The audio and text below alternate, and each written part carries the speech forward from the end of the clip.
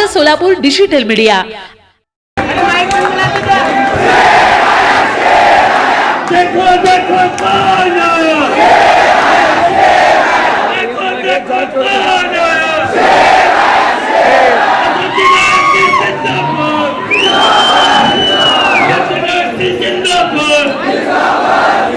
सभी हजरात, खासदार जिसकी सरकार, जिसका मुख्यमंत्री है, औरंगाबाद में एक भव्य मोर्चा निकालते हैं। 2 मंत्री आते हैं, उसमें एक मेंबर ऑफ पार्लियामेंट मुंबई से आता है। एक मोर्चा निकालते हैं, पुलिस की परमिशन नहीं रहती है उसको, उसके बावजूद निकालते हैं। क्यों निकालते हैं ये एक अलग बात है। बताओ क्यों निकालते हैं? बोले महंगाई बहुत हो गई, वो कम करने के लिए हम मोर्चा निकाल रहे हैं। जो सत्ता में बैठे हैं, जिसका मुख्यमंत्री है, जिसकी हुकूमत महाराष्ट्र के अंदर है, वो कहते हैं कि हम महंगाई हो गई है तो उसके विरोध में हम मोर्चा निकाल रहे हैं। पुलिस की इजाजत नहीं रहती है तो मोर्चा निकालते हैं, सिर्फ इस बुनियाद के ऊपर कि तुम्हारी सत्ता है तो हमें इजाजत की जरूरत नहीं। 2 दिन बाद नागपुर के अंदर भारतीय जनता पार्टी बिना किसी इजाजत के नागपुर में मोर्चा निकालती है, आंदोलन करती है, कोई पुलिस की परमिशन नहीं रहती है। राष्ट्रवादी कांग्रेस के अजीत पवार साहब 3 सभाएं लेते हैं, बड़ी बड़ी सभाएं लेते हैं, तब कोरोना कहां रहता है? क्यों नहीं रहता है वहां पर? लेकिन हम अगर हमारे हक के लिए हम मुंबई आना चाह रहे हैं, आपको हम पत्र देते हैं कि हमको इजाजत दो, तो आप कहते हैं कि नहीं, कोरोना है इसलिए आपको इजाजत नहीं दी जा सकती है। 27 नवंबर का हमारा चलो मुंबई का नारा जो हमने दिया था, पुलिस डिपार्टमेंट की इज्जत को रखते हुए हम उसे आगे बढ़ाए। लेकिन हमने कहा कि अब चलो मुंबई नहीं, अब नारा यह है, मुंबई तो हम आएंगे, किसी सूरत में भी आएंगे। अभी आज पूरे महाराष्ट्र की आवाम को बैरिस्टर असदुद्दीन अवैसी साहब की इजाजत से मैं ये ऐलान करता हूं कि अब मुंबई का नारा चलो मुंबई, अब 11 दिसंबर को इंशाअल्लाह हम सब मिलकर चलेंगे।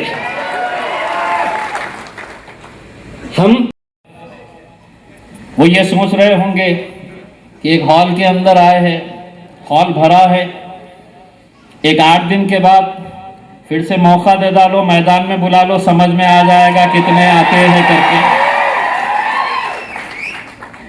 ये मोहब्बत मेरे भाइयों जो आप लोग मजलिस इत्तेहादुल मुस्लिमीन के ऊपर लुटाते हैं, बिल्कुल सही बात। फारूक शाब्दी ने आपको जो कहा कि मैं जिंदगी भर आप लोगों का एहसान चुका नहीं सकता हूं, मैं खुद आया था और उस वक्त मैंने नौजवानों के अंदर, मैंने हमारी माँ और बहनों में, बुजुर्गों के अंदर जो जोश, जो जज्बा देखा था, मुझे आज भी याद है। बहुत तेज बारिश हो रही थी किसी एक इलाके के अंदर, वहां पर सभा हो रही थी बादशाह पेट में। तो इतनी जोरदार बारिश हो रही थी, मैंने सोचा कि इस बारिश के अंदर कौन रहेगा, ये सभा हमारी कैंसिल हो जाएगी। लेकिन जब उस इलाके के अंदर मैं गया, उतनी तेज बारिश के बीच में नौजवानों और बुजुर्गों से ज्यादा बारिश में भीगती हुई हमारी माएं और बहनें खड़ी हुई थी। यकीनन हम भी आप लोगों का तहे दिल से शुक्रिया अदा करते हैं। हम भी जिंदगी भर आप लोगों के एहसानमंद रहेंगे। दोस्तों, आज जिस दौर से हम गुजर रहे हैं, वहां पर हर एक के निशाने के ऊपर अगर कोई है तो हम लोग हैं।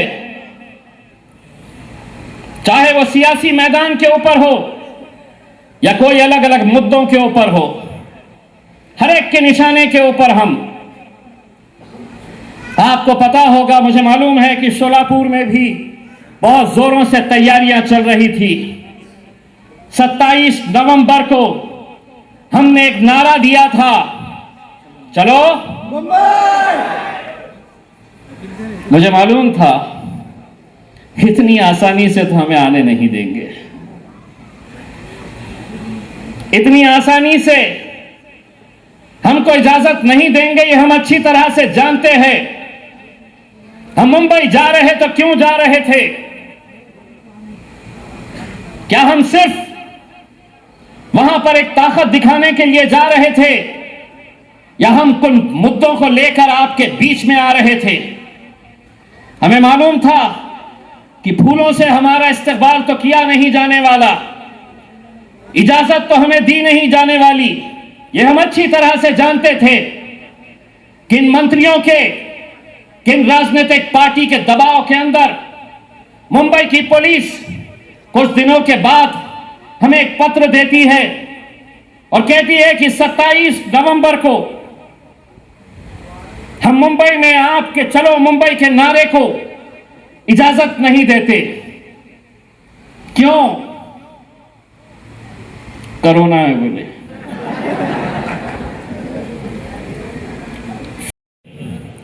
जो ये कहता है कि कोरोना है,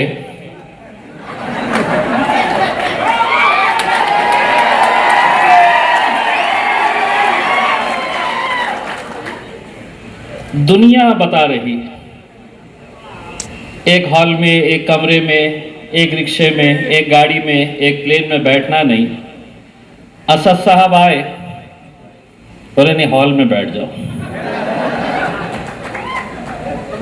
मुझे दिक्कत इसी बात के ऊपर है कि हर रोज रात में ये जितने भी ज्ञानी हैं कोरोना के साथ वार्तालाप करते हैं, चर्चा करते हैं। अब अगर खुले मैदान में इजाजत दे देते, हम आराम से दूर दूर बैठते।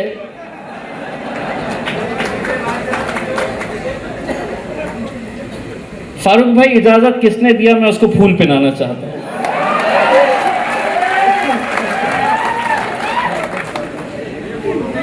नहीं, आप मुझे खुद बताइए, शाम में 6 बजे तक सब खुला रहेगा, 6 बजे के बाद सब घर में चले जाना। मैं बोला क्यों? बात हुई?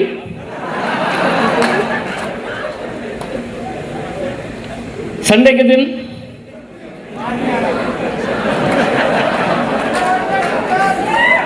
नहीं, बोले पब्लिक घर में रहती तो कोरोना भी थोड़ा आराम करना चाह रहा था। अब मैं इतना बहस कर रहा, इतना लड़ रहा था। ठीक है, हम भी जानते हैं कि कोरोना है, हमको पूरी एहतियात बरतनी चाहिए, लेकिन जब ऐसे फैसले होते हैं तो कहीं ना कहीं हमें भी लगता है कितनी ज्ञानी सरकार महाराष्ट्र के अंदर बैठी है। अगर 3 पहियों की गाड़ी के ऊपर चल रही है तो आप समझ सकते हैं कि उनके दिमाग का लेवल कितना होगा करके। आज हमें यहां पर शोलापुर में आना ये कई दिनों से तय था, और फारूक साहब ने बिल्कुल सही बताया है।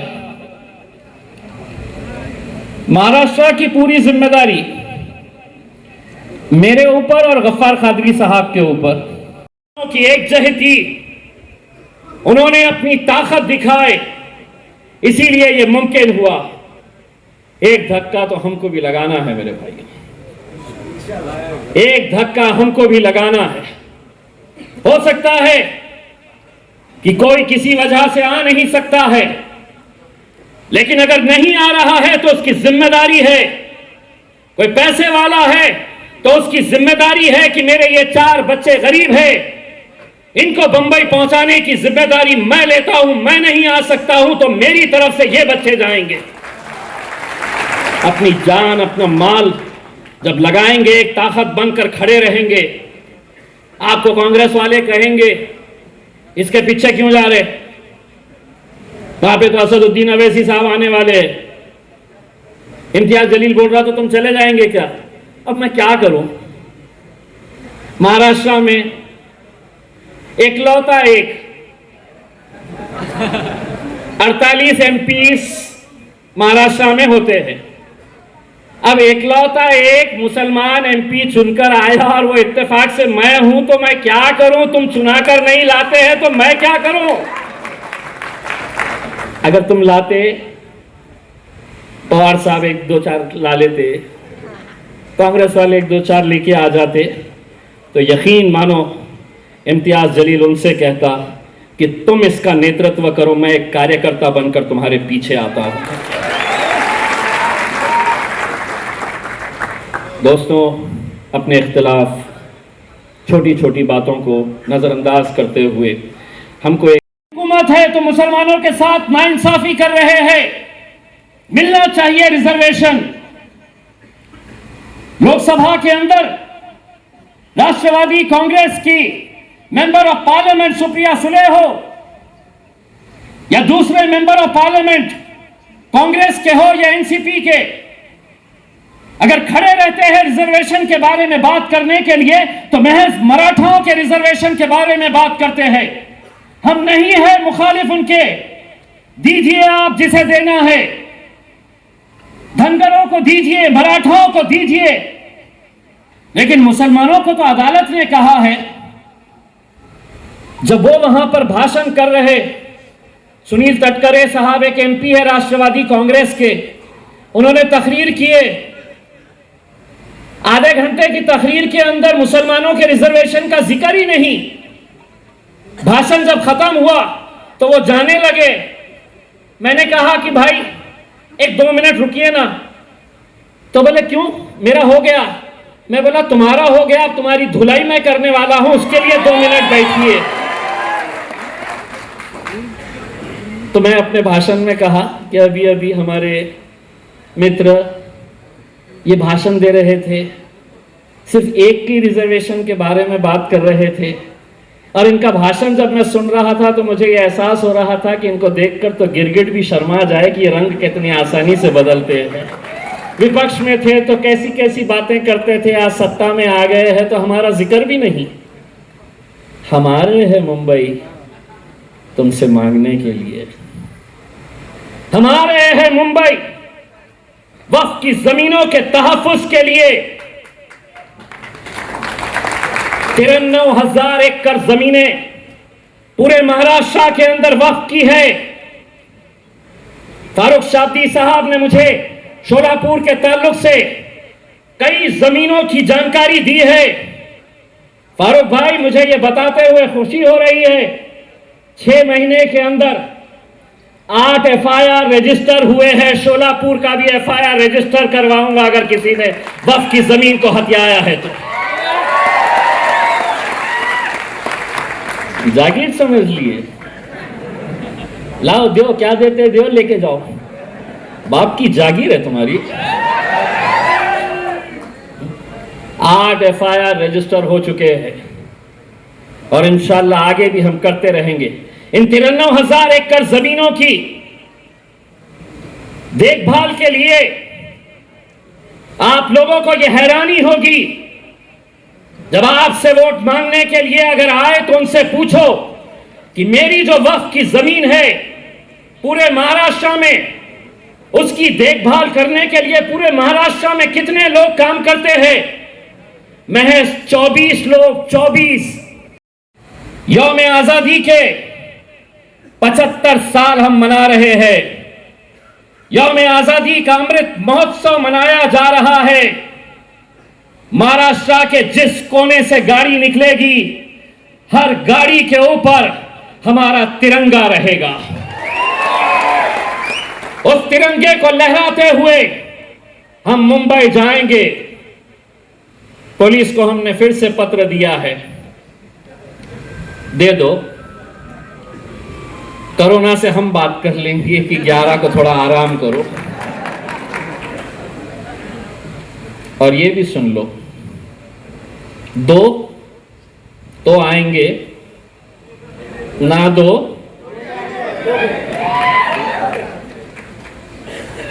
उन्होंने ये कहा अपने पत्र में कि अमरावती में, नांदेड़ में, मालेगांव के अंदर जो घटनाएं हुई है उसे देखते हुए हम आपको इजाजत नहीं दे सकते हैं। मजलिस इत्तेहादुल मुस्लिमीन महाराष्ट्र की पुलिस को यह बताना चाहती है, हम किसी भी तरह के तशद्दुद को, हिंसा को हम समर्थन नहीं करते हैं।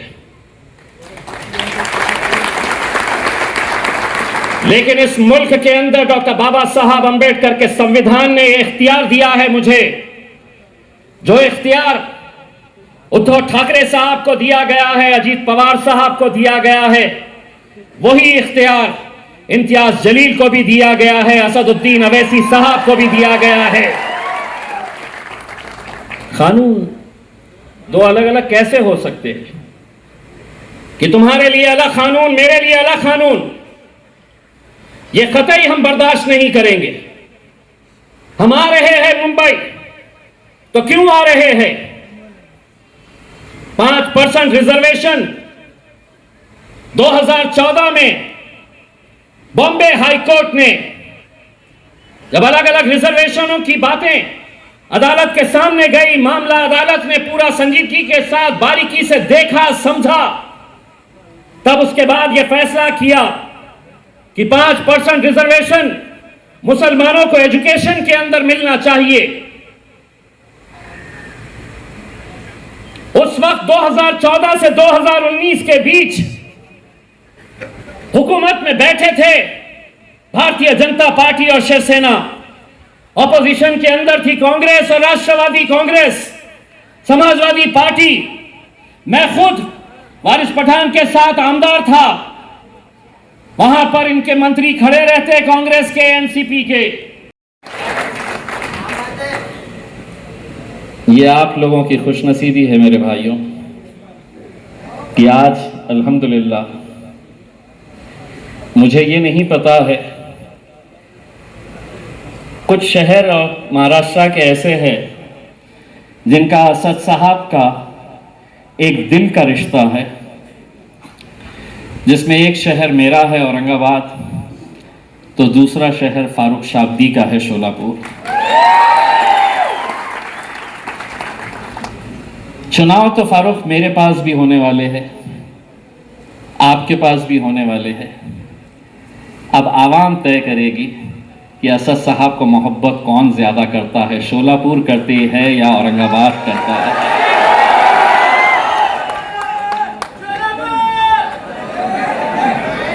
मेरी ख्वाहिश रहेगी आपकी इस बात के ऊपर मैं आमीन कहता हूं, क्योंकि मुझे मालूम है कि शोलापुर की आवाम के अंदर जो एक मोहब्बत, नौजवानों के अंदर जो जोश, यहाँ पर मेरे सामने टोपी पहने हुए एक मौलाना साहब है, फारूक शाब्दी का जब तकरीर चल रही थी, उनका अगर बस चलता तो पत्रकारों के सरों के ऊपर से कूद के यहाँ आ जाते।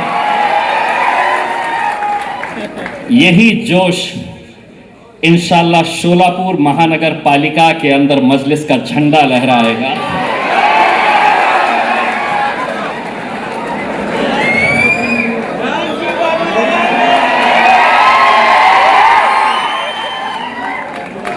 चचा बोले जान की बाजी लगाएंगे।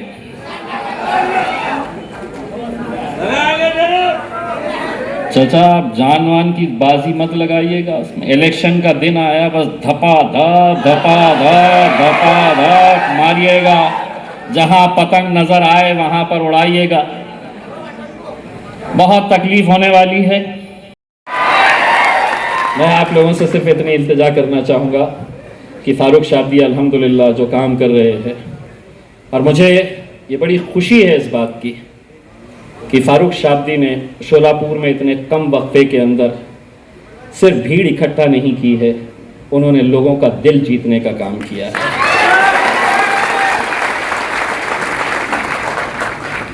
जाते जाते सिर्फ इतना कहूँगा, सुना है कांग्रेस वालों ने शोलापुर में भी जश्न मनाया कि किसानों का बिल वापस ले लिया है। 28 दिन से सुना है कांग्रेस भवन के सामने बहुत सारे किसान आंदोलन के ऊपर बैठे हैं। वहां की बड़ी फिक्र, तुम्हारे भवन के सामने बैठे हैं। 28 दिन हो गए, 28 दिन से बैठे हैं, तो वहां का नहीं। फारूक भाई, उन किसानों से कहना कि तुम्हारी आवाज अगर कोई नहीं उठा रहा है तो इंशाअल्लाह पार्लियामेंट के अंदर असदुद्दीन अवैसी साहब और इम्तियाज जलील साहब उठाएंगे।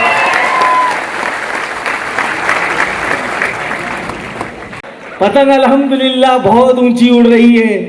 पतंग की उड़ान देखकर दूसरों की हवा भी टाइट हो गई है, ऐसा कोई मसला नहीं है। और आज सदर साहब और हमारे लिए बोनस इम्तियाज जलील साहब भी यहाँ पर है, तो कल से तो माहौल बदलने वाला है। अब तक जो हमारे टैली था, जो फिगर था आने वाले कॉरपोरेशन इलेक्शन का, कल के बाद हम वो जो भी थे उसके दुप्पट हो गए इंशाअल्लाह। तो इसके लिए हम लोगों को मेहनत करना पड़ेगा। साहब मेहनत कर रहे हैं, साहब की टीम मेहनत कर रही है, हम सबको मिलकर ये जो कार्यकर्ता मेला हुआ है, अभी मैं उस मुद्दे पर आता हूँ। मैं तमाम आप लोगों से ये बोलना चाहता हूँ कि अभी आने वाले कुछ महीनों में कॉरपोरेशन इलेक्शंस है, और हम कॉरपोरेशन इलेक्शन हो, एमएलए इलेक्शन हो या जो भी इलेक्शन हो, हम सिर्फ गर्दी करके या शोर शराबा करके नहीं जीत सकते। जैसे कि डॉक्टर गफ्फार कादरी साहब ने बताया, हमको एक नियोजनबद्ध तरीके से प्लानिंग के साथ काम करना पड़ेगा। सर आपने बोले वार्ड कमेटियों का गठन करना है, तो इंशाल्लाह अभी हम लोग रुके हुए, हमारी सारी सेल्स एक्टिव है, हम लोग रोज माशाल्लाह कुछ ना कुछ कर रहे हैं। लोगों की यानी विरोधी पार्टियों की नाक में दम तो कर चुके हैं हम लोग। तो अभी आने वाले टाइम में हम लोग रुके हुए हैं सर के वार्ड रचना होने वाली है। तो एक मर्तबा अगर वार्ड रचना होगी तो मुझे ये मेरी बैठी हुई टीम पर पूरा भरोसा है, फारूक शाब्दी को हैरान हुए बिना ये लोग सारी चीजें कर देंगे इंशाल्लाह। तो वार्ड रचना होने के बाद हम वार्ड कमेटियों का गठन करेंगे, बूथ अध्यक्ष बनाएंगे, बूथ के मेंबर्स बनाएंगे, और डॉक्टर साहब उस टाइम पर भी हम आपको दावत देंगे इंशाल्लाह। जब आप यहाँ पर आए थे, इलेक्शन का माहौल था, आपने मुझे यहाँ पर उम्मीदवारी दी है 2019 के एमएलए इलेक्शंस में। तब आपकी दुआओं से, आपकी मेहनत से अल्हम्दुलिल्लाह मैं सोलापुर की तमाम पब्लिक का, ये मौका मुझे नहीं मिला था, ये सबसे बड़ा स्टेज है। उसके बाद मैं जहाँ पर आज भाषण कर रहा हूँ सदर साहब के सामने, तो मैं सदर साहब के सामने मैं तमाम सोलापुर की जनता का बहुत बहुत दिल से शुक्रिया अदा करता हूँ, जिन्होंने मुझ जैसे नाचीज को 38,721 वोटों से नवाजा है।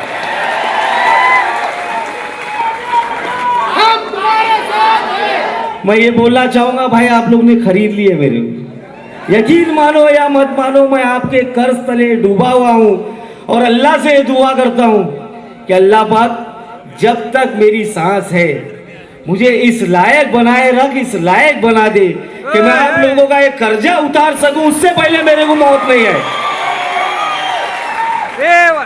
आप लोगों की जो मोहब्बत थी, मैं नया उम्मीदवार था ना, मैं आप लोग से इतना वाकिफ था ना आप लोग मुझसे इतना वाकिफ थे।